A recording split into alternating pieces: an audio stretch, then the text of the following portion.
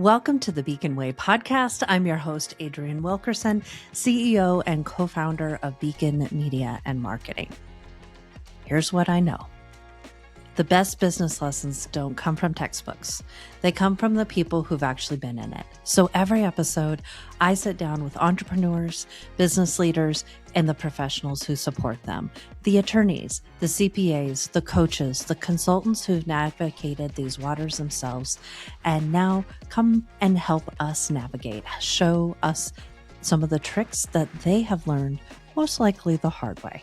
So we're talking real stories, honest conversation, and the kind of hard-won insight you can actually use. I'm glad you're here. Let's get into it.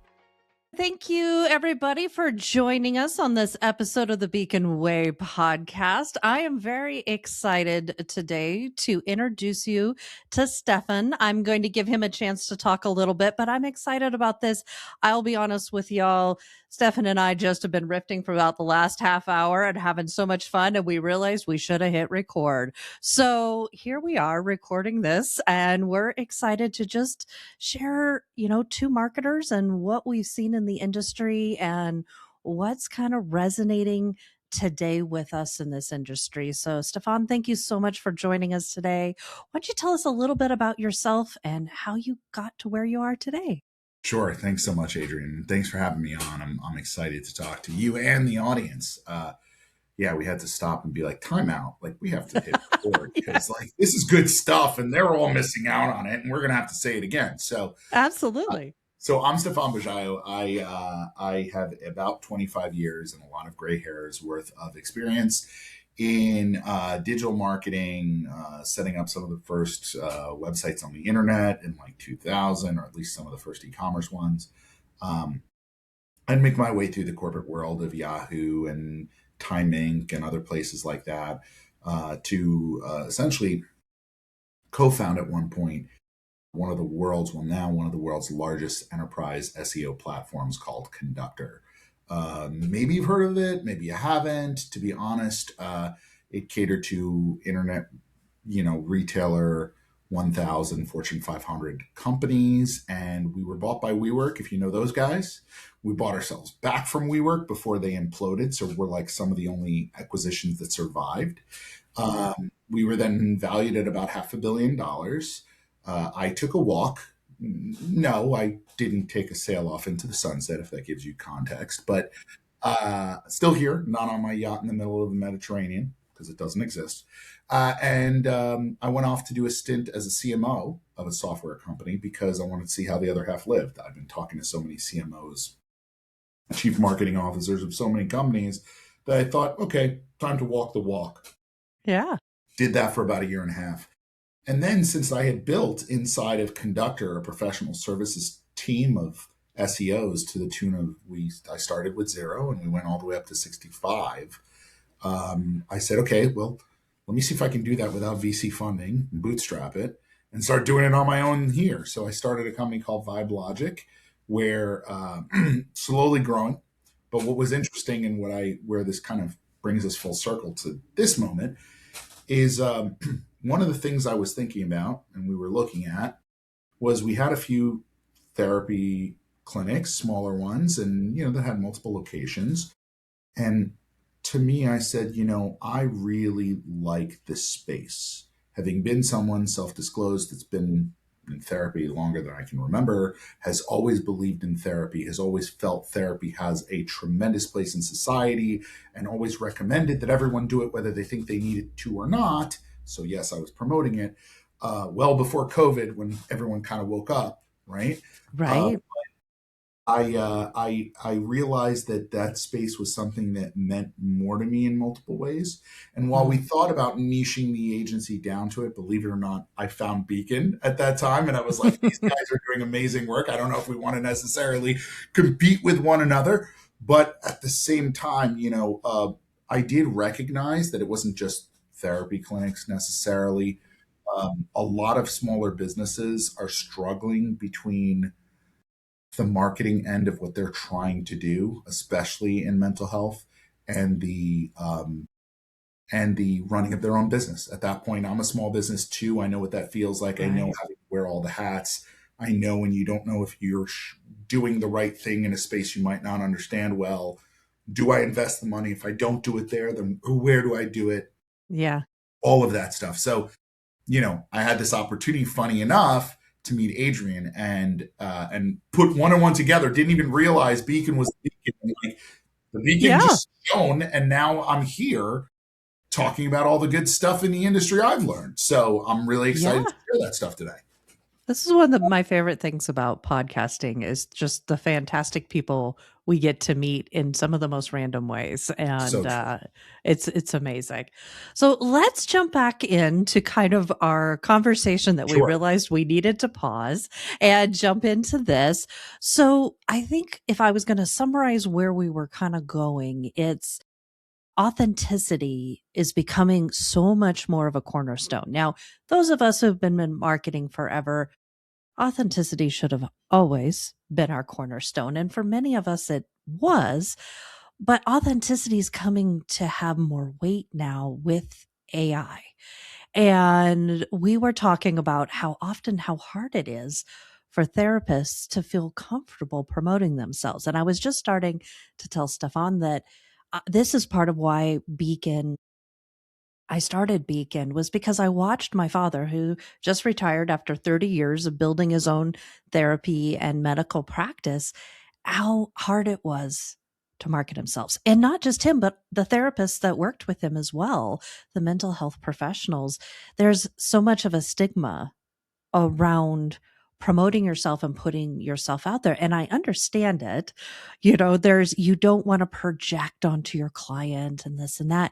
But Stephan, you were just starting to say some really powerful stuff about how that comes across to the client or the potential client. Yeah. I mean, so it's always, and by the way, this isn't something that, for whatever it's worth, if we're going to have the therapy session therapists, then let's have real talk. It's not just your problem, right? I see a lot of service businesses where the people are the product and they refuse to market the people. And I know that sounds weird, but it's true. Mm-hmm. And to Adrienne's very well put point, in the world that we're moving towards, okay, in a world where there's a lot of easy button, right? People can just kind of put up nonsense, in all fairness. And a lot of it is nonsense, by the way, where they can just put a little one sentence into ChatGPT or Claude or name whatever your favorite AI LLM is, and it's going to crank out 40 pages worth of content. Okay. Right. And unless you're an expert, many times the formatting, the stuff, it's going to look very professional. It's going to look expert.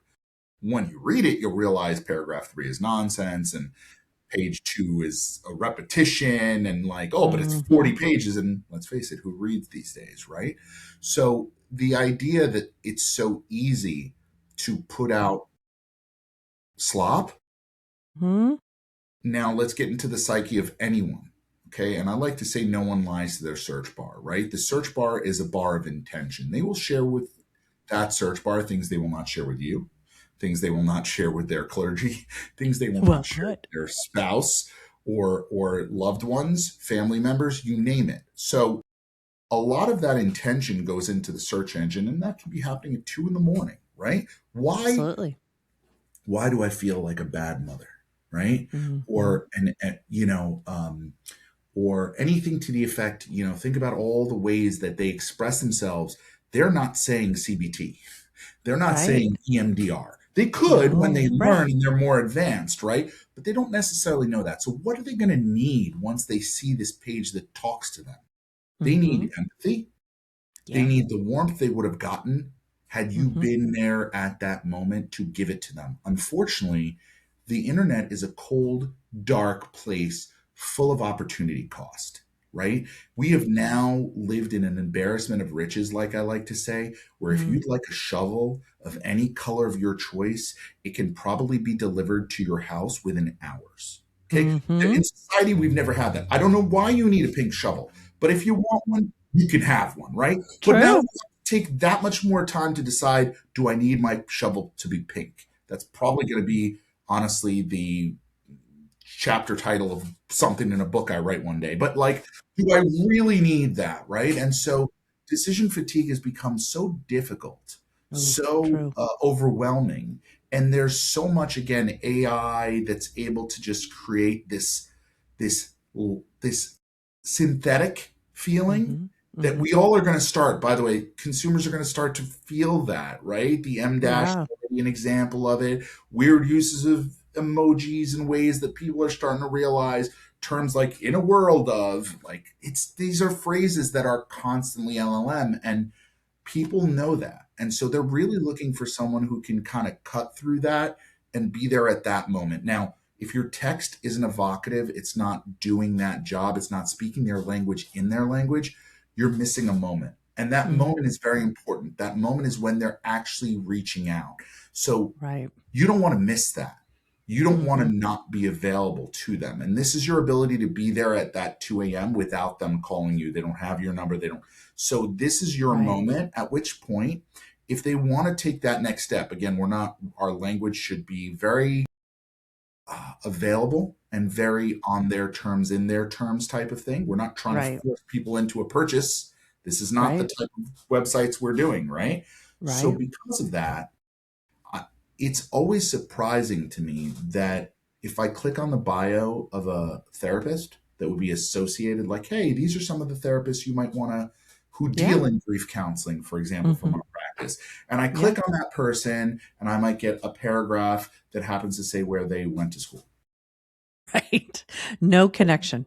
Right.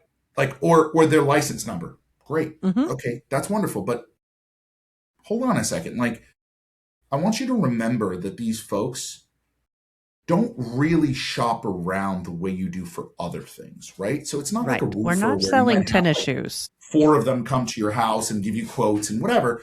I'm going to sit down with you for how many sessions, and I would love to know in advance that that time commitment was worth it. I'm not going to go sit with you for 5 sessions and go, well, hold on a second. Let me see the other one. 5 sessions with them. Oh, hold on. Let me see the third one. 5 sessions with them. Oh, I like the first one better. So I'm going to go. No way. By then we're 15 weeks into something, and like, there's no, my problem isn't getting any better. Right. I'm not. Right. And, Right. and at this point, my problem might be choice.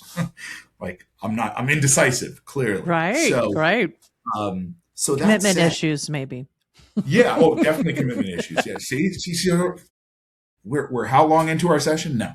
Um, but so I think what you have to do is, and I usually wear a T-shirt that says, "If you're not helping people, you're just selling stuff."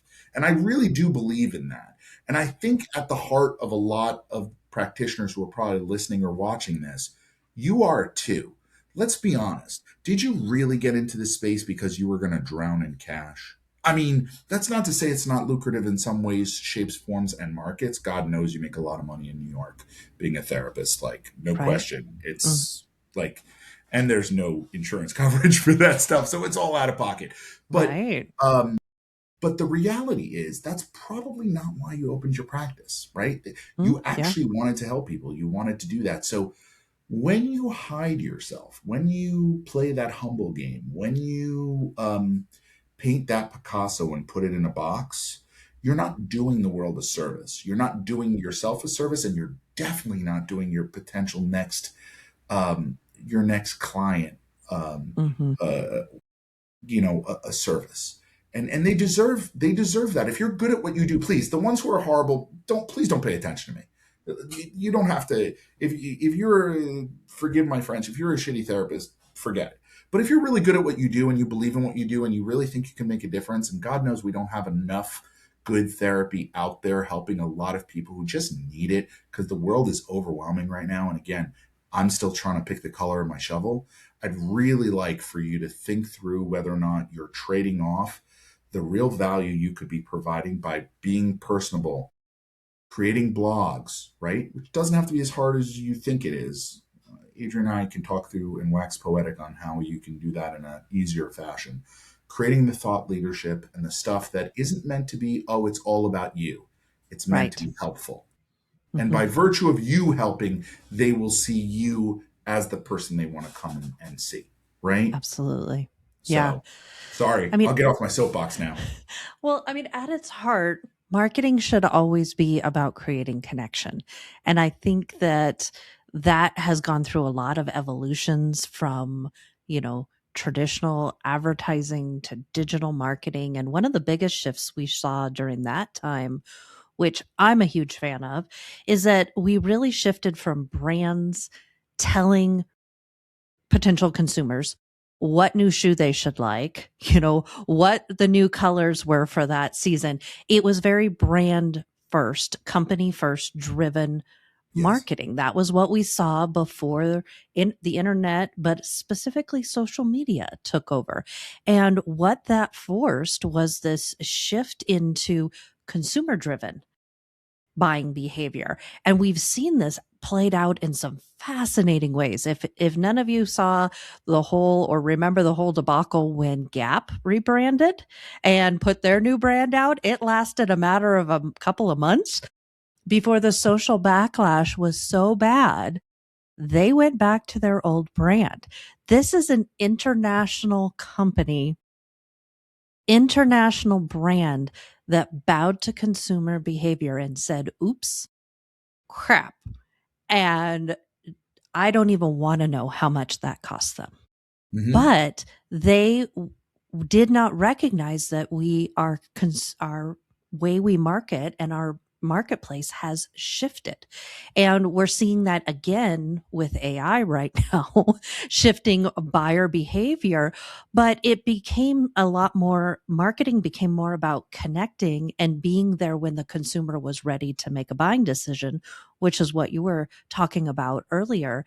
And yes, that we've got to create those connections. And this is especially important in mental and behavioral health because, like you said, these are not people that are having 8 bids come by their house. They're not buying a new pair of shoes. They're looking for somebody to help them. They're in Yes. crisis of some kind Mhm. or another, or that their loved one is in Right. crisis. And I Yeah. think that's a big miss that we see a lot in mental and behavioral health marketing is you're not always, and in most cases, 50 to 60% of the time, you're not marketing to the actual patient or That's client. a great You're point. marketing to their loved ones Yes, that's a because, great. yeah, I mean, we've got a lot of clients in the ABA therapy space, and their patients are children with autism. The kid with autism is not online at No, 2 yeah, of a.m., course not. but the Mhm. mom is. The mom is trying to figure out, am I being a good mom?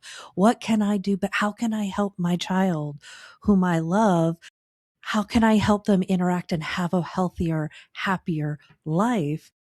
And so you're not always marketing to the patient. Addiction recovery, we see this a Very lot. much the case. Man, yeah, it is not the addict who's looking for a place to check themselves into at 2 a.m.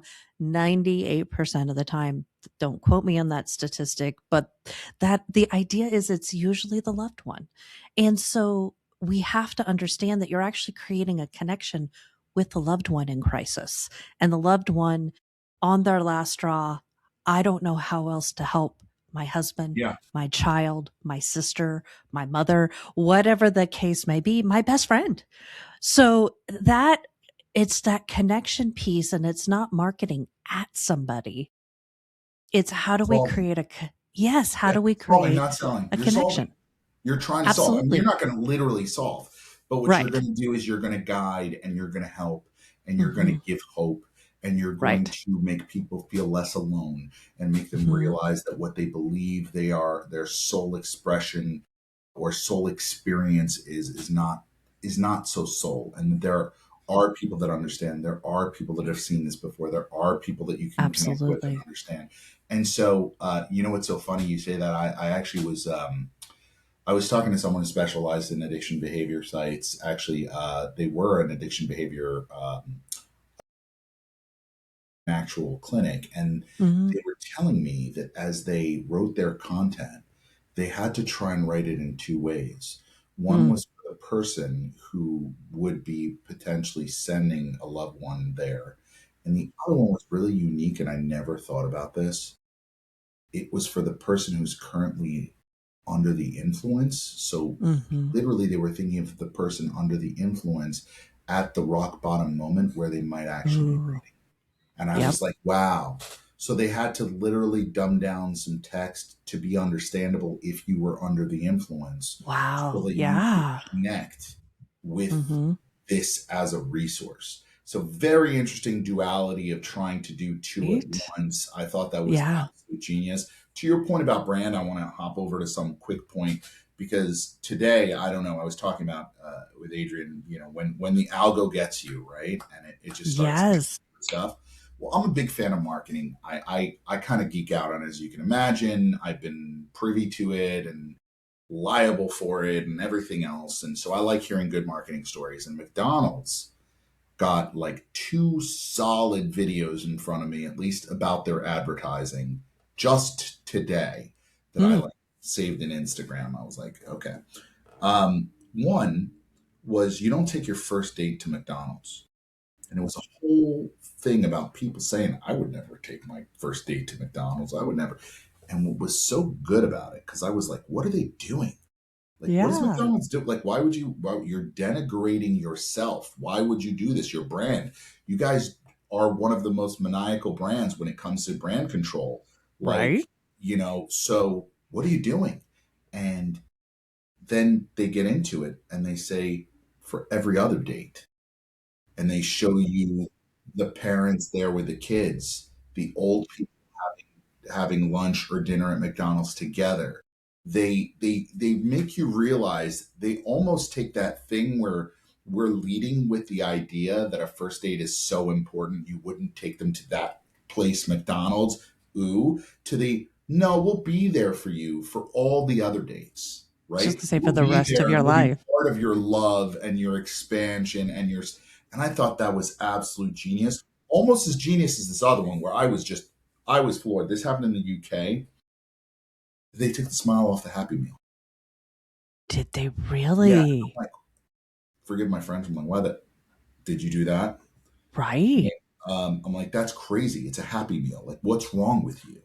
And it says the Happy Meal in their slogan, and you just see the happy disappear. And what they were saying was, well, not all children are happy. So this is kind of pushing them to be happy. And at first, I got to be honest with you, my first gut reaction to that was like, oh, give me a break. Are you serious right now? Are we really losing the smile because we might upset? Like, this doesn't make sense to me. This is wrong. Like, Right. this is not, Yeah. we're really kowtowing to this idea that like we might offend and or upset someone along the way somewhere, therefore Right. remove, right? Which is not, for whatever it's worth, I thought that was an over indexation, right? There are times where I Mm-hmm. think it's definitely it's apropos, and there's other times where I think we're probably going too far. But I was wrong.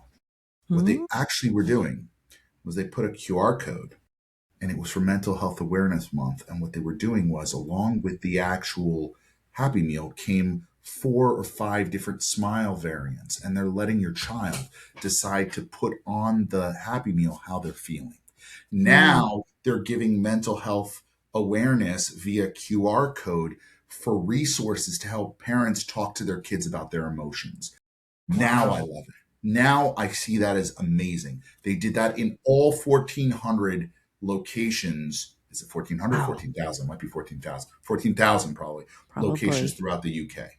That is Wow. just amazing. Like what a Mm-hmm. smart way to start the conversation with your child in a non intrusive way. It's not why did the smile disappear? It's what smile would you choose to put on right now? Yeah. And then why do Right. you feel that way? Right. And it's Mm-hmm. opening up a dialogue that wouldn't necessarily happen over a Happy Meal. I'm sure some do by happenstance, but this is actually force functioning it.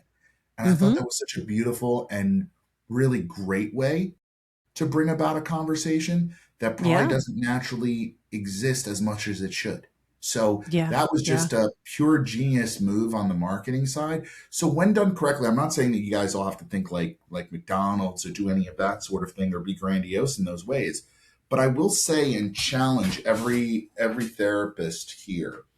One of the things I've realized is a absolute Achilles heel to the way therapy clinics tend to approach things is they are far too clinical. Okay. I don't know before I know what EMDR is. I don't Right. know what CBT is, right? I know the Mm-hmm. problem I have. So what happens is they get stuck in the modalities and Mm-hmm. they don't use the language of the consumer to meet Absolutely. them in their moment. So I like to say on their terms, in their terms, literally, Mm-hmm. right? So when Yes. you understand how you express yourself, when you don't call it even the baby blues, because you know what? I don't know if a mom is talking about her postpartum depression as baby blues. She's saying, Right. why is it okay to not feel the way I think I should as a mother, right? Right. Yes. Random what I heard, and again, someone could fact check me on this. 10% of males in relationships can have postpartum, and it shows I've up in a way, yeah, in a way Yeah, that I've heard those studies and coming I'm out like, recently. no Yeah. one told me that when I had a child. That was No. never brought up, right? And I'm No. thinking, and not only that, but it can apply to adopting parents. So Yeah, here's a that great one was question. fascinating to me. Yeah, I Think just about read it. that one. Have you, if you, let's say that postpartum is a feature and staple, you have therapists for days and they're the best at that. And you want to fill their book. It's not that we want more people to have it, it's that people have it and they're not necessarily finding you. Here's Right. a good question. That content that Adrienne's asking you to create, because it really is about content. It's not with an easy button. It has to be written by a human, and we need a human author behind it, because in the AI world now, AI is not going to cite AI. Google is not going to cite AI content. If it does, it'll stop ranking very quickly. Trust me on that one. I can show you 1,000 graphs, and I'm sure Adrienne can as well, that show that stuff can crater. So I don't want you to Hmm. write using AI per se. What I want you to think about, though, is, do I have 3 pieces of content that talk about postpartum, and maybe even write an article about adoption and how it can impact adoptive families, and maybe Yes. even you might even, if you're dealing with adoption, you might even think about the stress on relationships that adoption causes, that are Absolutely. a side effect of the adoption itself, Hmm. stressors on relationships. Take that stuff, make a little guide out of it. Yeah. Where's every adoption agency within a 20-mile radius of you or in your city? Do Hmm. they have access to something like that? Because I know if I was adopting a child, no one is actively telling me, hey, by the way, you might have postpartum. Society would Right. say that's impossible. Oh no, it's Sure. not. It's hormonal. And you wouldn't react that way. Right. A male or a non-birthing parent, of course not, right? But Hmm. that's not necessarily the case. And take Right. that and extrapolate that out to every single thing you can think of. There is an Hmm. intersecting audience that exists somewhere with a need. And while Adrienne, myself, and others are dealing with the online version, just because you build it for the online doesn't mean it doesn't have a real value to the Hmm. offline, Yes. right? In fact, it has to. You're not succeeding in marketing if what you're doing online does not affect the real world. And I think we easily become almost blindsided or blind to Yes. the physical because the online, yes, it becomes these Everything. blinders. Yeah. And I know in the early days of Facebook marketing, my then business partner and I, she was the one doing all the online posting for our company, right? And so she was joking around. She was totally brain dead one day, couldn't figure out what to share.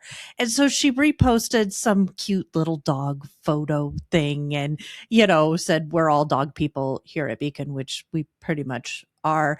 And the post went viral for us in little Anchorage, Alaska.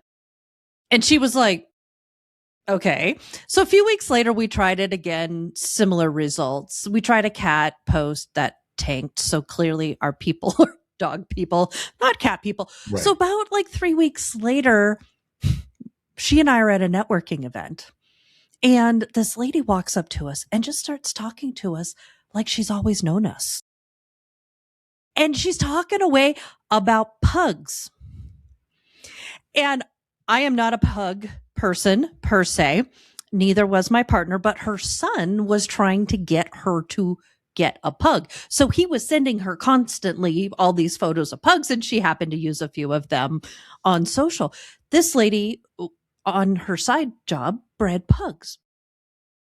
So she feels this instant connection Yep. to us and shows up and starts talking to us. And she's just like, I never do these. I hate networking events. I feel so awkward, but I just feel like I know you guys. Hmm. And I'm sitting there like, Jennifer, what have you been posting lately? And she's like, pug photos. And I'm like, okay. So, we could connect because we were dog people, even if we weren't necessarily fans of that particular breed. But she ended up becoming an amazing client of ours for a very long time. But the part was there was connection. Here we Yeah. are in a sea of people and a place where she always felt awkward. And yet she felt like she spotted us across the room, walked up to us like she knew us because she felt connection and she felt like there was something to talk about. Yes. That is the whole point of why we market online. Likes, Yes. clicks, all of that is to create that type of connection. And that's why I love the stuff that you promote and talk about of taking the stuff that we do online that's all digital, very intangible, and turn it into something tangible. Because the more AI puts out slop, the more AI can just generate the bejesus out of whatever, Yeah. the more we as humans crave connection. Connection. Yeah, you couldn't be more right in my mind. Like I am, hallelujah. I'll preach on, and I will say this. I will say this. Like I have this saying, at least for the online content, right? So, well, let me step back. Here's the reason I brought that up about using, and I like to say use all parts of the animal. I'll give you an example in just a minute. Here we are. Adrienne and I have waxed poetic now about marketing and therapy for the last, I don't know, 20, 30 minutes, right? That's not counting all the stuff we didn't record. But you guys will have to ask us questions about that. But here's the interesting part about that. What do we do with this content? Because, like, a lot of what I hear from people when I ask them to start creating what we call thought leadership, they get way too in their head about it. And that's not a therapy joke, it's the reality. Like they really do Pun get in their head. intended. They're like, yes, pun is very I'm extremely punny. Maybe not funny. I like to say I had my daughter just to validate my humor. But she's not old enough to know that joke yet. We'll probably lose it before she's old enough to. So what I think is interesting is, again, there is that aspect of the therapist who doesn't want to self promote and whatever. But once they can even get over that, I don't have time. Like, how do I do this? I'm not going to Yeah, sit here and create 50 blogs. I'm not a writer. I don't do this naturally. I've heard them all, right? And here's the sure. Oh, funny yeah, me part: too. is we don't need any of that. We're doing this thing right now with our computers. Yeah, I have some fancy lighting and whatever, and she's got a great camera and, all this stuff. But like the reality is that we could use this video. She can use the video and snip it, and that can go out in social. And hopefully, we're helping people with some of the insights. They come, they listen to the episode, cool. They learn, and maybe they Absolutely. end up becoming one of our clients. Great. But she also can take the transcript, because now transcript businesses, by the way, have just gone out of business because every single AI just produces the transcript for you. Like, here, it's free. So you get this Yes. entire transcript now, which you could then have a human, maybe office manager or someone else, like convert that into an actual blog post. Very cool. Think of this. Had she been Adrienne's on with 3 or 4 therapists, because she runs a practice now in our hypothetical, she asks the 3 questions she wants to know about EMDR or about CBT to create a supporting piece of content for it, or even postpartum. She asks the same 5 questions to Mm-hmm. 3 of her practitioners. You know what she can do? She can either go vertical, meaning Mm-hmm. I'm going to do one piece of content with each one of those people about the way they answered, or I can take the questions themselves and go horizontal. Each one of Mm-hmm. those questions equals its own blog post. Why am I saying this to Absolutely. you guys? Because it doesn't require you to do thousands upon thousands of hours of work, right? What it does require you to do is to take the time to be thoughtful and Mm-hmm. provide value, real Yes. answers to real problems, And 100%. this is the part that makes me even older. Some of you out there are about to chuckle and others are about to scratch their head.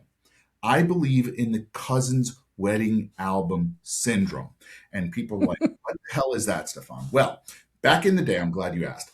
Back in the day, we used to go to our cousin's house like 6 months after they got married, and they would plop a very large, usually leather bound, extremely Mm-hmm. expensive, hard stock wedding album in your lap. And the obligatory thing to do was to flip through said album and say, what a Every beautiful page. bride, and all of that. But do you know what you were looking for? Come on, guys, say it out loud. You know you were. You're all therapists. You should know this, right? You're looking for a picture of yourself. Of And you know course. why? Because this is Is it a like good one of the only picture? times a professional photographer was around. We didn't have phones and cameras that took amazing photos, right, in our No. hands at the time. So it was like, whoa, if you got a picture that didn't make you look like Elaine dancing in Seinfeld, good luck. But like there was an awesome photo. You could be like, Right. hey, can I get a copy of that? That's awesome. Like, so people want that. They want to see Yeah. themselves in the content that they see online. They want to go, oh, yeah, that's me. You use Mm-hmm. my language. You see me. You feel me. Right. Get me. Right. Mm-hmm. And you know what that feels like, right? When you've consumed a piece of Absolutely. content and it clicks, you know what Connects. that feels like. That's what we need from you. More of that and less of the taking my glasses and putting them to my forehead and saying, well, let me tell you about the reasons why people are diagnosed. It doesn't mean it doesn't have its place. And I know the lawyers are going to come back and say, oh, no, no, hold on a second. You got it. But the reality is, people are searching for answers. They're never going to not find any, right? When have you searched Google or AI and gotten zero results? Yep. So why shouldn't it be you, Yeah. right? We had an attorney client early on in Beacon's start that really brought this point home for me Okay. in a way that I hadn't considered. And so he was personal injury attorney, dealt with the the guy that you never wanted to have to call, All but the we're fun really stuff. glad Yep. he was there, right? And so we were doing social for him and we were doing all this stuff, and he came to me one day and he's just like, you know what, my blogs suck. I was like, Okay, at I'm least he was glad you said it and not yeah, me, but yes, real he talk. had not wanted to let us anywhere near his blogs. And what you said about the the attorneys was really where it was, because he was so concerned about making sure all the legality was on point that he didn't want to turn those over to us initially. And so as he saw us do the social and that grew and this and that, he came back and he's like, that's where he's like, I missed the mark here. He's like, my blogs are factually, technically, absolutely correct. Mhm. And nobody wants to read them Of course not.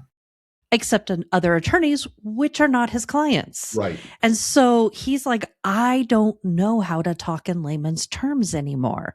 All I know how to do is talk lawyer to lawyer who's not my ideal client. So he's like, can you help me translate Yes. this lawyer speak Yes. into something that actually connects? And I instinctively knew that that's what needed to happen, but he just articulated it so well, and still hilarious to me that the whole conversation started with my blog suck. But But at least the it was, conversation happened. I mean, it that's, happened. It did. the And first step is admitting we have a problem. So yeah. 100%.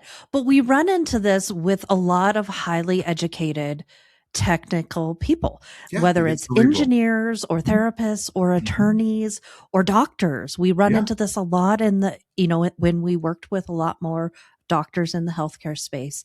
And so really what I tell therapists that are so concerned, understandably, about crossing ethical boundaries, about sharing some of their personal stuff, and is really this, like, you have to help us help you Yes. to connect to the right person instead of talking over their head, because that's not the therapist's intent. Of But course not. when they're not having to sit across from somebody and connect empathetically with them, it They goes forget. right. Yes, we all forget. We go right into that, like, Yeah, educated, technical. You just gave it to Yeah. me. It's right here. You know what it is? I'm going to call it it's I really should call it content side manner, but I was going to think search side manner because that's Oh, really where my yeah. background comes from, which is equivalent to bedside manner. If you don't Right. have bedside manner, like you're right, when someone's emoting and you can see on their face that Yes. they do not understand the medical terms that the doctor is putting across to them, usually the doctor or practitioner can recognize that via facial cues and Hmm. change their vernacular accordingly. At least the good ones do. Okay, I've definitely met the Right. ones that don't. So, but that said, you don't have that luxury online, Mm-mm. right? You're No. absolutely right. You don't have that luxury. So I like to say, and this is one of the, I forgot to mention this point also, because I think that the jargon point is very important. And that's what Adrienne's really getting at, right? Your jargon is your jargon, and that doesn't necessarily equate. And you have to make sure to bring it back to the humanity, the problems, the Hmm. things they need and want and are solving. I promise you can still legally put what you're doing and how you're doing it.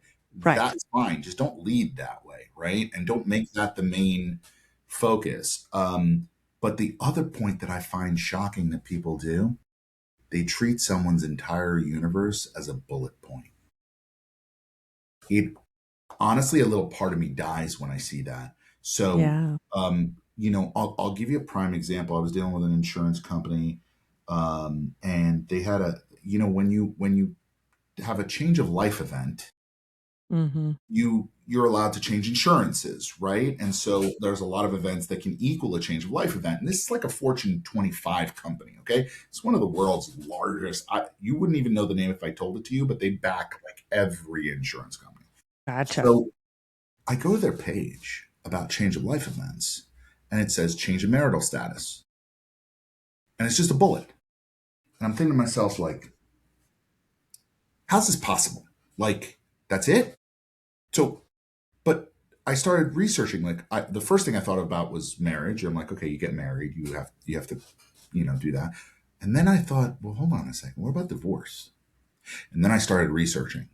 And what's Yeah. shocking is the number of questions. This ended up into a content brief that I kid you not, Adrienne, ended up being 7 or 8 pages long of Wow. getting into the questions that people ask. When Mm. do I need to let my insurance know if I'm getting separated? Mm. Can I keep my spouse, my ex, on my insurance? How do I take my spouse off my insurance? Right? Hmm. What if I have court mandated insurance for children? Who do the children have to go under in terms of insurance when getting Yeah. separated and getting divorced? Okay, now someone might say that's a lot of stuff a lawyer should be providing. No, Mm-mm. if you care as a brand, you Yep. show up in that moment. I'll bring it back Absolutely. to mental health in a second. If I go to your grief counseling page right now and you are trying to talk to me about the loss of you'll just say loved one, but I think that's way too gross an overstatement. If Hmm. someone lost a sibling, if someone had a sudden death loss, which was unexpected, that's different. If someone lost a spouse, it's different. If someone lost Right. a parent, it's different. And even less, unfortunately, like natural in the course of life, if someone lost a child, it's different. And by the way, if someone lost a pet, it's completely different because that seems to be the only death or loss that seemingly others feel justified in telling people they should just get over it, right? Hmm. Because they're not dog people or they're not pet people or they don't understand Right. and make that connection. So when Yep. you treat that as a bullet point or Hmm. even as a paragraph, when it really warrants a page, Right. how well have you really spoken to your abilities as a practitioner to understand, to make them feel seen, to connect with Hmm. them, to say, I'm worth spending the time. Forget the money, but the time, because time is something you'll never get back. So, Right. how am I going to fill that gap for you? Am I there for you in that moment? And if I am, let me show you just through my words alone how much I Yes. believe in that. And it's not just a Hmm. service page. You can back that up with content now. You're great at pet 100%. loss. You know what? How to talk to your kids about getting over the loss of a pet or the loss of a pet, not getting over the loss of a pet. Why this has a stigma. another piece of content you could write. Third piece would be when too much grief is too much and you probably need help, right? You Yeah. should probably look for How to not, prepare your kids for having to let go of their pet. That yes, was a very yes, traumatic one in our family. The yes, first yes, dog yes. we had to let go of with my son, the only dog he'd ever known. And I not don't think everything I is meant, navigated it very not well, but everything is like, meant to, not everything is meant to convert you. You know what? right, If Adrienne reads that piece of content and as a mother, it helps her deal with her son better, right. she doesn't have to come to you for pet grief. Okay. But you bet that somewhere along the way, she's at dinner and Aunt Esmeralda, who's older, has lost her her dog of 20 years, and Hmm. her husband's been dead now for 10, and this was her companion, and she Right. is going to struggle greatly. Do you not think that she'll be racking her brain for the name of that Absolutely. therapy clinic she read that content from? Hmm. Of course she will. Yep. Well, and this is the heart of evergreen content and Yes. why it's so important because we have blogs from 5, 7 years ago that are still driving traffic today. And that's what one of the beauties of evergreen content is that it's not like paid ads where it goes out, you get a da da da, and you to direct Right. ROI. That thing keeps giving for years. And it's not even that it just keeps giving and to, new people because it's there, but it helps start that connection and deepen that connection so that exactly what your story is when somebody has somebody else in need, or they maybe dealt well that, that helped them navigate through the pet thing. Now, 5 years later or 3 years later, their spouse is gone Yeah. and or they find themselves as empty nesters, which is a whole nother Well, grief that's a level whole. that Oh yeah, people don't absolutely. talk Empty about. nesters, the whole thing. Yeah, absolutely. Yeah, I'm facing that one here Oh, you're imminently. you're too young for that. Stop that. So, like, who do you think they're going to go to and turn to? Like you said, they're going to dig up that name. They probably bookmarked it somewhere, and they're going to dig that up because you connected with them in a time of need, Yes. even if it didn't result in a conversion then. Right. And that is a beautiful power of evergreen content that we've lost in our immediate results Yeah. It's all world. everything now. I Yeah, want my yeah, pink shovel, and I want it in 3 hours or less.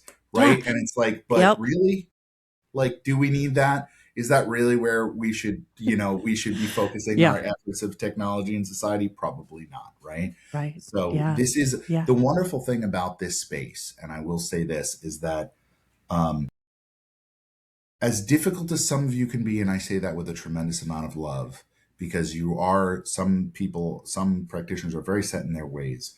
I will say that you have the ability to make more beneficial societal impact than just about any other, frankly, clients we could have. And Agreed. therefore, the amount of dopamine, frankly, it gives me, and I'll just go out on a limb, which usually I fall out of, but I'm sure in this case it will hold my weight. Though I've been working on losing some, I can say probably safely that Adrienne feels the same way. After all, she's devoted much, if not all, of her career to doing this and serving you all in that way. I think we get double dopamine in that we know that we're helping you help others, and so while yeah, we're all in business and we all have money to make and so forth, there is some true intrinsic deeper value in knowing that we're able to actually help people. And you, by the way, will never know. Please don't think that because it's online somehow because it exists it can be measured. That's a Yeah. fallacy.